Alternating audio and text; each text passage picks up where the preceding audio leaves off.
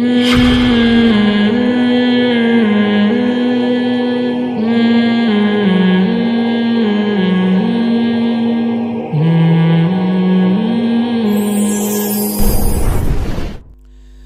بہت اچھا اس کا سوال ہے. دیکھیں جب اسلامک بینک ایگریمنٹ کرتا ہے نا تو ہوتا یہ ہے کہ وہ جائز منافع کماتا ہے لیکن کائبور کو سامنے رکھ کے کماتا ہے. وہ کہتا ہے جتنا دوسرے بینک سود لے رہے ہیں تو میں مضاربت میں آپ کو اتنے پرسنٹ دوں گا جتنا دوسرے بینک سود دے رہے ہیں.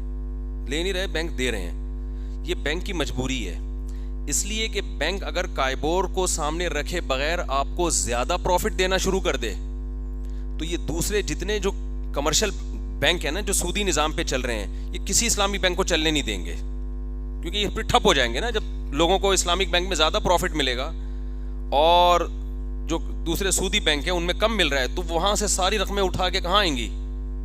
وہ اسلامک بینکوں میں آنا شروع ہو جائیں گی جس کا نتیجہ نکلے گا یہ جو تھوڑا بہت سسٹم چل رہا ہے یہ بالکل ختم ہو جائے گا. اور اگر یہ کم دینا شروع کریں گے تو لوگ یہاں نہیں آئیں گے. تو یہ اسلامک بینکوں کی مجبوری ہے. لیکن فرق یہ ہے کہ یہ مضاربہ کا جو ایگریمنٹ ہوتا ہے نا اس ایگریمنٹ میں چینجنگ کرتے ہیں آپ کی پرمیشن سے. یہ زبردستی کی نہیں ہوتی. کہتے ہیں ٹھیک ہے جب کائبور میں اضافہ ہو گیا تو ہم یہاں سے اپنے پروفٹ میں اضافہ کریں گے, پروفٹ میں کمی کر دیں گے, اور جب کائبور میں کمی ہو گئی تو ہم اپنے پروفٹ میں اضافہ کر دیں گے. یہ ایگریمنٹ کا حصہ ہوتی ہے یہ چیز, اس میں کوئی دھوکہ نہیں ہوتا. تو ہونا تو نہیں چاہیے یہ کہ آپ نے کیوں اپنے آپ کو سودی بینکوں کے ساتھ مرج کیا ہوا ہے, لیکن یہ مجبوری ہے. تو اس مجبوری کی وجہ سے اسی وجہ سے ہم کہتے ہیں کہ یہ جو اسلامک بینکوں کا نظام ہے یہ 100% کوئی معیاری نظام نہیں ہے. یہ خالص سود سے بچانے کی ایک تدبیر ہے کہ فی الحال اس پہ آ جاؤ. اور خالص بینکنگ یہ جب تک پراپر مضبوط اسلامی حکومتیں نہ ہو یہ ممکن نہیں ہے ہمارے معاشرے میں.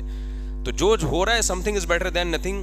تبھی ہم یہ کہتے ہیں کہ جو اپنے آپ کو بچا سکتا ہے تو بچائے وہ, لیکن اس پہ سود کے حکام بہرحال جاری نہیں ہوں گے. دیکھیں عام انسان بھی ہو سکتا ہے. قرآن نے جو کہا ہے نا کہ 3 درجات ہیں, ایک دائیں ہاتھ والے, ایک بائیں ہاتھ والے, اور سب سے سبقت کرنے والے. تو کوئی بھی ایکسیلنسی پیدا کرتا ہے نا اچھے عمل میں تو وہ سبقت کرنے والوں میں شمار ہوتا ہے. یہ صرف علماء یا شہید نہیں ہے, اس میں کوئی بھی ہو سکتا ہے. یہ ایک سوال خاتون کا بھی پڑھ لیتے ہیں.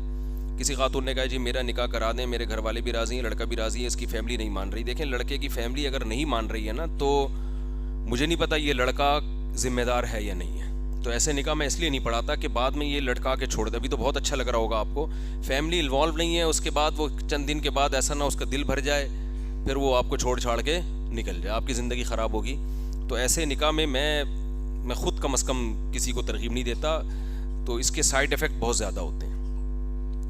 بعض چیزیں جائز ہوتی ہیں تو اب یہ خاتون نے خود فیصلہ کریں کہ یہ اس لیول کا بندہ ہے یا نہیں ہے. تو یہ میں یہ ذمہ داری نہیں اٹھاتا. خود فیصلہ کریں, اور بہت مجبوری ہو تو پھر کورٹ سے رابطہ کریں.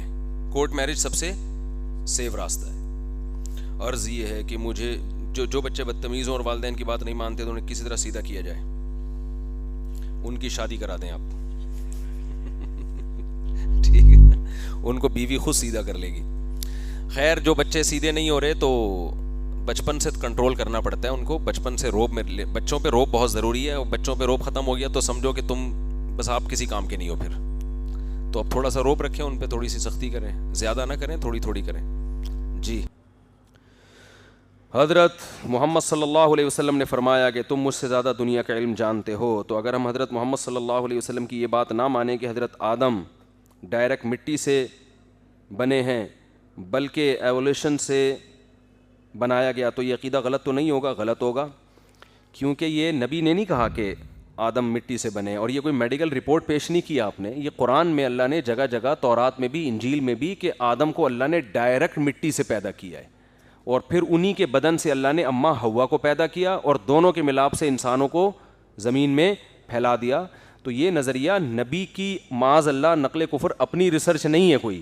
یہ نظریہ قرآن کے, اللہ کے, اسلام کے بالکل اگینسٹ ہے, اور عقل کے بھی بالکل خلاف ہے. سائنسدانوں کو اپنا باپ مت بناؤ. سمجھ میں آ رہی ہے بات؟ سائنسدان بہت اچھے ہوتے ہیں, بہت زبردست ریسرچ, تمہارے باپ نہیں ہے وہ کہ ہر چیز ان سے پوچھنا شروع کر دو. وہ بھی تمہاری طرح کے انسان ہیں. بہت ساری تھیوریز ایسی تھیں جو ماضی میں کچھ تھیں, بعد میں سائنسدانوں نے اس کو چینج کر دیا. یہ تو ہم دن رات دیکھتے رہتے ہیں. اور یہ تھیوری ہمارے ہاں جتنے اسٹائل سے پڑھائی جاتی ہے نا, ایمان لاتے ہیں, یورپ کی یونیورسٹیوں میں ایسا نہیں ہے. ہمارے تو رشتے دار امریکہ یورپ میں بھی رہتے ہیں, وہ پڑھے لکھے ہیں, وہ کہتے ہیں وہاں گورا نہیں مانتا اس چیز کو, جو وہاں کے میچور سائنسدان ہیں وہ نہیں مانتے اس نظریے کو, فضول بات ہے یہ. اتنی بڑی حقیقت ہے کہ اگر یہ انسان تبدیل ہوتے ہوتے یہاں تک پہنچا تو ہزاروں سال سے مزید تھوڑی سی بھی تبدیلی نہیں ہوئی اس کے اندر, کچھ تو تھوڑی سی چینجنگ ہو نا. 2 اور 2 4 کی طرح ایک بات کر کے آگے چلتا ہوں, کیونکہ میں تو الہاد پہ بات کرتا رہتا ہوں. اگر تبدیلی ہو رہی ہے نا, بندر سے ہم انسان بنے, تو یہ نیچرل تبدیلی ہوگی نا آٹومیٹیکلی. جو آٹومیٹیکلی نیچرل تبدیلی ہوتی ہے وہ ایک دم سے نہیں ہوتی, درمیان کی بھی بہت ساری اسٹیجز ہونی چاہیے. جیسے بندر سے جب انسان بن رہے تھے تو کچھ ایسے ہیں بندر جو ابھی تھوڑے سے انسان بن چکے ہیں, اور کچھ پورے, دیکھو تکے جب پکا رہے ہوتے ہو نا آپ, بھائی یہ والا گل گیا, یہ چونکہ کوئلے کے اوپر آ رہا تھا, وہ والا تھوڑا سا ابھی باقی ہے, وہ تھوڑا بھی دیر, ایسا تھوڑی ہوتا ہے ایک دم سے ہی سارا ایک دم فٹ فاٹ. یہ کیسا بندر ہے جو انسان جب بنا تو بیچ کی نسلیں ایسی غائب ہوئی ہیں کہ مارکیٹ سے کوئی اس کا نام و نشان ملتا ہی نہیں ہے. ایسے تو بہت ہزاروں قبرستان ہونے چاہیے تھے, لاکھوں لاشیں نکلنی چاہیے تھی برف میں, یار یہ دیکھو آدھا بندر ہے آدھا کیا ہے انسان ہے. ایسے مارکیٹ سے وہ بندر, تو کچھ کروڑوں ایسے ہونے چاہیے تھے جو, یعنی 10 اسٹیج میں ہم لے جاتے ہیں. بندر کے پورے جسم پہ بال ہوتے ہیں, ایک لمبی دم ہوتی ہے, اور بندروں کی طرح اچھلتا ہے وہ.